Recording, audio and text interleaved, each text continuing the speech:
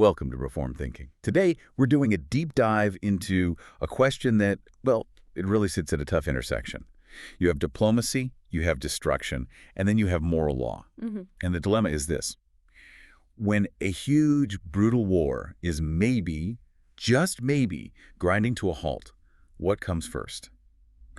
Do you go for the quick agreement, the piece of paper that stops the killing right now? The expedient choice. Like the thing that buys you stability today? Or do you stick to the legal principle, the thing that defines what is right and just, even if it's messy and, frankly, much more costly to uphold? And that tension is, well, it's at the heart of so much of modern statecraft. We're looking at this through the lens of territorial Caesars and this referenda that get held in occupied regions. And we have to ask that fundamental question. Can a peace that you buy with a treaty, can it really be legitimate? Can it be just if it means you have to legally sign off on conquest? If you're basically saying, okay, that stolen land is now lawfully yours. It's such a critical question because the temptation is always there, isn't it?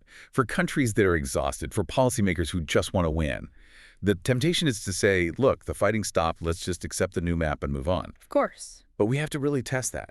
We have to ask if international law, and then even more for us, the moral law that stands above all human law allows for that. Can we recognize that outcome as final? To do that, to really conduct that test, we have to look at this idea of legitimacy. And I think three distinct layers. These come right from the sources we're looking at today. Okay. First, there's legal legitimacy. Does the whole thing line up with the core international rules? The big one. Yeah. The prohibition on aggressive force. The baseline. The baseline. Second, you have procedural legitimacy. If you're claiming that people consented, well, was that consent expressed freely? Or was it, the result of coercion, of censorship, with millions of displaced people not even getting a say? And the third? And third is international legitimacy. Can other countries, other states, lawfully recognize this new reality without just tearing down the whole legal structure that's supposed to protect them too? And this is what I think makes this deep dive so different. We're not just stopping at the legal analysis. We're starting with the hard baseline of the UN charter system, but then we're moving directly into a moral and theological analysis. We're taking our cues from the Reformed tradition. We're asking what the moral law, as we see in the Ten Commandments, as it's understood in sources like the Westminster Confession. What does that have to say when someone tries to redraw a map in the shadow of a sword? It's a study in political science, sure, but it's also a study in theological statecraft. Let's get into it. Okay, so let's start where the modern legal order really begins, right after the Second World War. The whole system was reset with this explicit idea. Conquest is not a source of legal title. This isn't just a nice idea. It's the core legal principle after 1945. You cannot generate lawful title to territory through aggression. It's there specifically to stop us from going back to a world where war was just, a normal tool for expanding your borders. That's such a huge historical shift. Before that, for centuries, if you won the war, the land was basically yours, the spoils of victory. But the UN Charter changed all that. It did. So that prohibition on the threat or use of force in Article 2.4, that's not just about behavior. It's about how borders themselves can change. You can do it with a treaty if everyone freely consents, but you can't do it by invasion. Exactly right. Article 2.4 says you can't use force against the territorial integrity of another state. And the legal upshot of that is this really key distinction between what we call de facto and de jure. Okay, explain that. De facto is just the reality on the ground, who has military control. But de jure is the lawful right, the actual title deed, so to speak. So even if an army controls a piece of land for 10, 20 years, the law still treats that situation as temporary and illegal. So they're squatting, but they don't own the house. That's a perfect analogy. The system is built to create that gap between reality and right, so that other countries are never legally required to reward an act of violence. I see. So the system forces everyone to separate a military win from a legal transfer of property. The aggressor might control the land, but they don't own it. And that leads you right to the non-recognition doctrine. That's the practical tool, right? It is. If annexation by force is this major breach of the rules, then all the other states are expected not to treat it as lawful. And that's not just symbolic. That has real teeth. Oh, it has huge practical consequences for the aggressor. It's anything but symbolic. It creates enormous instability. It determines whose passports are recognized, whose property deeds are valid in an international court. Can you trade there? Can you invest there? The mess. It's a total mess. And a peace deal that asks the rest of the world to recognize the conquest is just inherently unstable because most of the world will keep sanctions in place and keep treating the territory as legally part of the victim state. The sources make a really good point about this attempt to launder aggression. You see this pattern where the goal is achieved with tanks, but then immediately they try to clean it all up with paperwork. Right. The referenda, the proclamation. Yeah, they try to claim that some administrative procedure has suddenly made the whole thing lawful. They just switch instruments from artillery to a ballot box. And international law is, it's designed not to be fooled by that. The whole point of the baseline rule is to prevent that kind of conversion. The legal system is supposed to look behind the ballots, behind the signatures, and see the initial foundational crime. Invasion. The unlawful use of force. Yeah. If the whole change is a product of aggression, then the legal problem, the illegality, it doesn't just vanish because you switch tools. The claim is still invalid. And that brings us to occupation law. It seems like occupation law exists specifically to stop that sleight of hand, that move from temporary military control to permanent ownership. So what is the legal nature of an occupation? Well, an occupation is defined pretty simply. It's just effective control by foreign forces over enemy territory. But, and this is the critical part, the law is absolutely insistent that occupation is not a way to acquire territory. It's a temporary state of affairs. It's temporary. The power the occupier has is custodial, not proprietary. You're the emergency house sitter, not the new homeowner. Your job is just to restore public order and keep the lights on. So you're very constrained. You have to keep order, but you also have to respect the existing laws of the place you're occupying. You're not allowed to go in and transform his whole political identity. No, you absolutely cannot. The law, the Hague and Geneva Conventions, they are very clear. The occupier is prohibited from making drastic changes, moving populations around, or forcing people to swear loyalty. Which is why just declaring an annexation is such a massive violation of occupation law. It's a fundamental violation. The entire point of occupation law is to be conservative, to preserve the legal order of the occupied state so that a lawful restoration is still possible. It's designed to frustrate the goal of the annexationist at every single turn. The legal framework is pretty clear then. Aggression doesn't grant you title, and occupation is just caretaking. But we all know the aggressor tried to get around this by holding votes. And that takes us to that second layer of legitimacy, the procedural one. The referenda that were staged in these occupied areas, they were an attempt to perform a sovereign act. To determine political status. Right, through the supposed will of the people. Yeah. But the moment you do that under military occupation, you just run smack into the huge structural problem of coercion. It's the ultimate contradiction, isn't it? Yeah. You can't claim there was freedom of choice when the voting is happening with armed foreign soldiers looking over your shoulder. You can't. The entire environment negates any possibility of genuine consent. I mean, think about it. The occupier controls everything. The police, the courts, the media, the public square. Who gets to hold a rally, who doesn't? Who gets to move around freely? If you voice dissent, you face immediate and very visible repression. So sure, you can technically hold a vote, but if one side has all the guns and can punish the opposition, the whole thing is just incompatible with genuine self-determination. It becomes an exercise in obedience, not choice. And this leads to this complete misuse of the principle of self-determination itself. You hear people say, oh, the referenda were just the people expressing their right to choose. But that's a deep misunderstanding of what international law actually allows. It is, absolutely. International law talks about two kinds of self-determination, internal and external. Internal is the norm. That's the right to autonomy, to political participation, to have your rights protected within your existing country. And that's favored because it keeps states stable. Right. External self-determination, which is secession, is reserved for very, very narrow situations. Usually it's linked to decolonization or, systematic oppression by an alien power. The law is incredibly protective of territorial integrity for a reason. To stop powerful countries from just slicing up their neighbors by manufacturing self-determination claims. Precisely. And that's where you hear this argument about remedial secession. The idea that, well, if a population is being oppressed, they have a right to break away as a final option. Can that idea possibly be used to justify a vote that was organized by the invading army? No. Just a definitive no. The context completely destroys any credibility the claim might have. Even if you accept that this doctrine of remedial secession exists, and many states don't, the bar for using it is incredibly high. You'd have to prove what? Grave human rights abuses over a long period. Systematic denial of rights, exhaustion of all other political options, yes.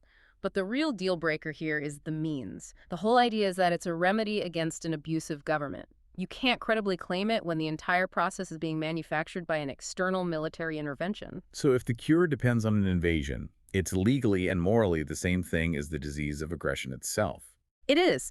And on top of all that, there's a practical problem that just voids the whole thing. The electorate is completely distorted. Right, millions of people fled. Millions. Aggression and occupation drive out refugees, dissidents, anyone who's afraid of being repressed or conscripted. So a political process that leaves out all those displaced people, especially when they were displaced by the aggressor's own actions, it can't possibly claim to represent the people it's deciding for. The voter pool is skewed from the start. Okay, so if these votes are just political theater, what would a credible vote actually look like? If you really wanted to determine the status of these regions by popular will, what would have to happen first? The first thing, the absolute non-negotiable, is the removal of coercion. That means the territory cannot be under foreign military occupation. Full stop. And security. Security has to be provided by a neutral, internationally trusted force, not the army of one of the interested parties. And then, the civic space has to be free. You need real campaigning, a pluralistic media, the right to dissent, freedom of assembly, all guaranteed by the rule of law, not martial law. And you'd have to figure out how to include all the people who were displaced. That's vital. You need transparent voter rolls and a robust way to include the millions of refugees in the process. And as you said earlier, you need time. This can't be rushed. It has to be a deliberate political judgment made long after the fog of war has lifted. The absence of all those things is why you're right to say these votes weren't an expression of a right. They were just a tool for entrenchment. They're an imitation of self-determination, designed to turn the temporary fact of military control into a permanent claim of ownership. It's a performance. Okay, let's connect all this back to the big picture of diplomacy. If military occupation makes a vote invalid because of coercion, does that same logic apply to a final signed peace treaty? This is where we have to look at how international law sees a final deal that recognizes annexation. This gets us into the weeds of treaty law, specifically something called the Vienna Convention on the Law of Treaties, or the VCLT. There's this common assumption in diplomacy that, hey, if two states sign a piece of paper, the problem is solved. But the VCLT is actually very suspicious of that when the treaty is just trying to make a forced territorial change look official. So we're back to the quality of consent again. A country signature is normally the final word, but what does the VCLT say? It says in Article 52 that if a state's consent to a treaty was procured by the threat or use of force in violation of the principles of the UN Charter, then that treaty is legally void. So you can't hold a gun to another country's head and call the resulting signature a valid contract. That's the essence of it. Article 52 is the legal backstop here. It stops the law from just being a rubber stamp for military outcomes. It says an aggressor can't force a victim to sign away your land or we will destroy you. That resulting agreement is considered void from the very beginning. That stops the aggressor from converting military muscle into a legal document. But there's an even ducker problem, isn't there? Something called jus cogens. We should probably define that. Yes. Jus cogens literally means compelling law. It refers to a small number of peremptory norms in international law.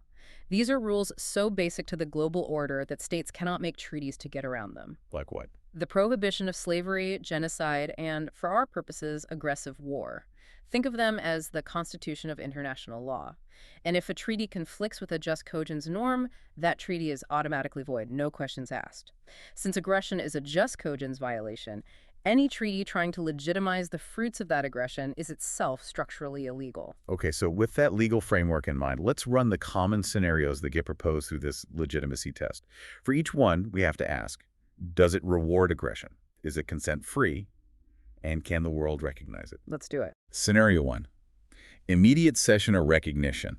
This is where the victim state may be under incredible military pressure, just formally signs the territory over while the occupation is still happening. This one fails the test instantly on all three counts. It structurally rewards aggression, which damages the entire post-1945 system.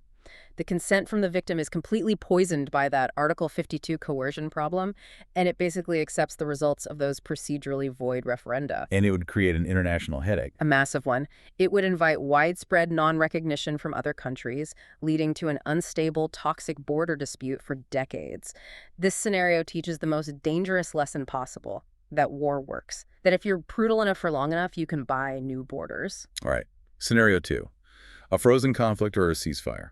This is an armistice. You freeze the lines where they are. It's a temporary deal just to stop the violence, but it doesn't solve the big question of who legally owns the land. Now, this is the only kind of deal that you could call legitimate, but only as a temporary measure. It works because it explicitly separates the de facto military control, the line where the shooting stopped, from the de jure legal title, which stays with the victim state. So it achieves the moral goal of stopping the killing without giving in on the legal principle. Right. It doesn't ask the victim to sign away any rights, so it avoids the coercion problem in the VCLT. But the big danger here is what people call creeping annexation, right? The aggressor just slowly integrates the territory over time. New currency, new schools, new laws, hoping the world just gets tired and accepts it. That's the main weakness. And it requires constant vigilance from other countries. They have to maintain sanctions, they have to keep up the non-recognition policy until a final settlement, a real one, free of coercion can be reached. If the international community starts treating that frozen line like a permanent border, the whole point is lost. It has to be seen as a military line, not a legal one. Okay, so that leaves scenario 3. A phased process after withdrawal. This means a deliberate sequence of events. First, you stop the fighting. Second, the aggressor fully withdraws or the area is demilitarized.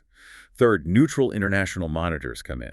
And only then do you start some kind of political process. This is, by a very wide margin, the strongest candidate for a genuinely legitimate and just settlement. It fully respects the legal baseline, aggression doesn't get you title, and critically, it removes the coercion before it asks for consent. So any later political process, whether it's a vote or a treaty on autonomy, would actually be credible because those prior conditions were met. That's right. Security from a neutral force, a free and open society, transparent voting, and including all the displaced people. So this scenario allows for peace, but it doesn't make that peace a servant of conquest. It allows for real self-determination, maybe some kind of robust autonomy for those regions. But it does it without signing off on the violent theft that started the whole thing. It builds justice into the structure of the peace. So now that we've established the legal case, we need to shift our ground. We have to move from human laws, from charters and treaties that can be broken, to what the Reformed tradition would call the eternal decree of God.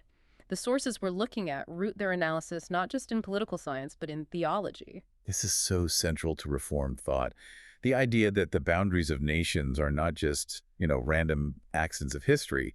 They're seen as ordinances of God. This goes right back to Paul's sermon on Mars Hill in Acts, where he says that God determined allotted periods and the boundaries of their dwelling place. And if you take that seriously, it means that distinct nations, separate jurisdictions, defined borders, these are all constructs of what we'd call common grace. They're part of a divine design to maintain a measure of order in a fallen world. So when a ruler respects a neighbor's border, they are, in a sense, respecting the divine architect who set that limit. And when they try to erase that limit with violence, they're acting in open rebellion against that cosmic order. Precisely. So the attempt to absorb these territories, it stops being just a geopolitical crisis, and it becomes a theological transgression. It's an attempt to rewrite those allotted periods and boundaries using theft and lies. And this leads us to our main thesis here. Any peace deal that gives de jure legitimacy to these annexations is void under the moral law. It violates the 8th and 9th commandments. Let's take the 9th commandment first. You shall not bear false witness. We have to look at the referendum itself. In a free society, a vote is supposed to reveal the will of the people. Under coercion, it's something else. It's a ritual of deception, a covenant of lies. And you only need to look at the numbers they publish. It's a statistical lie. You see these claimed approval ratings of 99.2% in one area, 98.4% in another. I mean, those numbers don't exist in free societies. That's not data, that's dogma. Those are numbers that only appear in totalitarian systems where the result is decided before a single vote is cast. So just publishing those numbers and demanding the world accept them is a structural violation of the 9th commandment. It's bearing false witness against reality itself. It is. It's a moral command to the rest of the world to suspend your reason and participate in a public falsehood. And the way the vote was conducted? The reports of armed brigades going door to door, forcing people to participate, that's not a political process. That's more like taking inventory of a prison population. And this connects directly to Reformed teaching on civil acts. A vote, or any civil pledge, is a serious moral thing. The Westminster Confession talks about lawful oaths and vows, and it says they have to be made in truth, righteousness, and judgment. A vote that is extorted by violence lacks both righteousness and judgment. It's a coerced speech act. So it's not just legally null, it's morally void before God. The aggressor is hijacking the moral language of democracy to try and sanctify the sin of theft. Which brings us to the 8th commandment, you shall not steal. The analysis here has to look at the office of the magistrate, the civil ruler. The Reformed view laid out in the Confession is that the magistrate is ordained by God for the public good. He's given the sword, as Romans 13 says, to defend the good and punish evildoers. But the crisis here is when that civil power uses the sword not for its ordained purpose, but to become the evildoer itself, to steal on a massive geopolitical scale. The magistrate's authority comes from God. It's not absolute. So when he acts ultra-virus, that is, beyond the scope of his divine commission, by stealing his neighbor's land, he sheds the character of a minister of God in that specific act. It reminds me of Augustine's question in The City of God. He asks, justice being taken away then, what are kingdoms but great robberies? Yeah. This act of annexation forces us to confuse the lawful office of the ruler with the criminal abuse of that office. The moral law says we can't just wash away the sin of theft by printing ballots. And this is all made so much worse by the act of covenant breaking. We have to remember the 1994 Budapest Memorandum. Ukraine gave up its nuclear arsenal, the third largest in the world at the time, in exchange for solemn security guarantees from major powers, including Russia, that its borders would be respected. The violation of that covenant is a catastrophe, not just for Ukraine, but for the whole idea of diplomatic trust. In Romans 1, Paul lists covenant breakers right alongside haters of God. It underscores how serious this is.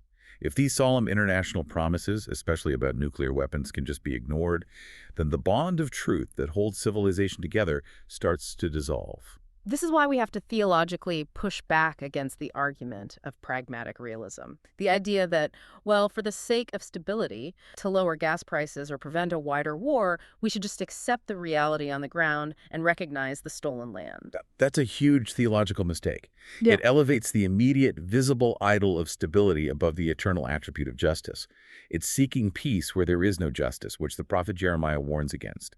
A peace that's bought by legalizing theft is not shalom. It's not holistic well-being. It's just a pause.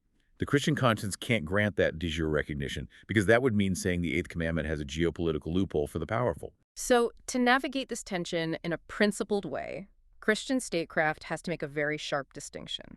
The distinction between de facto tolerance and de jure recognition. Okay, let's unpack that. We have to acknowledge the raw reality on the ground, the physical control by the aggressor, especially if our goal is to preserve human life. This reminds me of Jeremiah telling the exiles in Babylon to seek the welfare of the city where they've been taken. He was recognizing the physical reality of their situation. So, Christian statecraft can accept a ceasefire to stop the bleeding. We tolerate the de facto reality that the thief is in the house to stop him from burning it down. Yes, exactly. But that tolerance can never, ever cross the line into de jure recognition. To do that is to make a definitive moral and legal judgment. It's saying this land, which was seized by violence and lies, now rightfully belongs to you. So how do you hold that line? You look to history. You engage in a holding action for truth. The most powerful example is the Western policy towards the Soviet annexation of the Baltic states, Lithuania, Latvia, and Estonia. That went on for 50 years, from 1940 to 1991. For half a century, the West insisted that de jure sovereignty belonged to the free Baltic republics, even while the Soviet Union had total de facto control. And that 50 years of refusal was a patient, moral statement. It was a declaration that time does not make a crime right. The West kept recognizing the old diplomatic missions of those nations. So when the Soviet Union finally fell apart, the restoration of their sovereignty was quick and legally clean because the West had never signed the deed over. So policymakers can sign a truce that says we'll stop fighting at this line, while at the same time holding a policy that says, but we do not recognize this line as a border. It's just where the shooting stopped. It establishes a third way. It's not utopian pacifism that just tells the victim to give up land for peace. And it's not a relentless militarism that seeks only total victory. It's a tenacious commitment to justice that is patient enough to wait for the moral order to reassert itself. And now we have to shift our perspective one last time to the ultimate source of all authority, which would really put our anxiety about these earthly borders into perspective, the cosmic lordship of Christ. The psalmist asks, "Why do the nations rage and the peoples plot in vain?" And the answer is that the rage of these finite earthly rulers plotting to steal land and redraw maps is met with divine laughter. He who sits in the heavens laughs, the psalm says. These annexations are the raging of a temporal ruler trying to steal what belongs to the infinite God. In the end, there's only one ruler who holds legitimate title to all territory, and that's Jesus Christ. And that makes the stage referenda look like a sad parody of real authority. Tyrants are desperate to manufacture legitimacy with flags and forced votes. But Christ was installed by the Father's eternal decree and, as Romans 1 says, vindicated by the resurrection. No coerced vote was needed. The empty tomb is the only referendum that matters in eternity. The very method of conquest judges the aggressor too. The invader uses death and coercion to take territory for himself. Christ, on the other hand, advances his kingdom not by shedding the blood of others, but by shedding his own. The Lion of Judah shows up as a slain lamb. Any empire built on force and lies is just a fragile, temporary structure in God's eyes. And that Christological focus gives us what you could call eschatological realism. When you look at the red lines on an occupation map, you have to remember Isaiah's words. "Behold, the nations are like a drop from a bucket, accounted as the dust on the scales. Any empire that builds its stability on injustice will sooner or later find that stability turns to ash." So let's bring this home. What's the application for the different spheres of influence? For the Christian statesman, what's the imperative? For the statesman, it's to uphold non-recognition as a steady, long-term policy. They have to resist the enormous pressure to just normalize the situation for some short-term economic or strategic gain. They can negotiate a ceasefire to save lives, but they must never give the aggressor the moral and legal victory of recognition. They have to preserve the victim's legal claim. And for the church as a corporate body? The church has to exercise its prophetic office. That means refusing to fall into the trap of moral equivalence, where you try to spread the guilt around equally. The church can't be vaguely neutral. We have to teach our people clearly about the moral law, that theft is theft and lies are lies. And we have to guard against the fatigue of compassion for the millions of people who have been displaced. And finally, for the individual believer. For the individual, the imperative is to cultivate holy grief. We're told to weep with those who weep. That means sustained, specific prayer and support for humanitarian aid. And it means praying with theological precision, not just for peace, but for a just peace, for restitution. The simple refusal to live by lies, to call things by their right names, is a powerful spiritual discipline. Hashtag tags, tag, outro. We've covered a lot of ground in this deep dive, from the legal architecture of the UN system to the moral framework of the Reformed tradition. Yeah. But I think our central finding is pretty clear. Legitimacy requires a specific sequence. You have to end the coercion before you can claim there's been consent. That's right. And so any final deal that validates aggression fails both tests. It fails the legal test because it violates the UN Charter, and it fails the moral test because it violates the 8th and 9th commandments. We've seen this stark collision, really, between two different covenants. On one side, you have what you call the covenant of lies, which is sealed with theft and falsehood and promises a false kind of stability. And on the other side, you have the moral order of God, who is the judge of all kings and nations. The verdict from both the legal and theological sources is the same, a categorical refusal to grant de jure recognition to the annexations. The map might have been changed by force, but the moral law hasn't changed. The line drawn on the ground by a tank is not a border, it is a crime scene. So we'll leave you with this final thought, one that's based on that eschatological realism we talked about. When we look at those shifting red lines on the maps of occupation, we have to remember that the kingdom to which we belong cannot be shaken. The truth, like Christ himself, might be temporarily buried under the force of empire and the weight of official lies, but it will surely rise. We wait for the king who will judge the world in righteousness, and until he comes, our task is simple. We refuse to call the darkness light.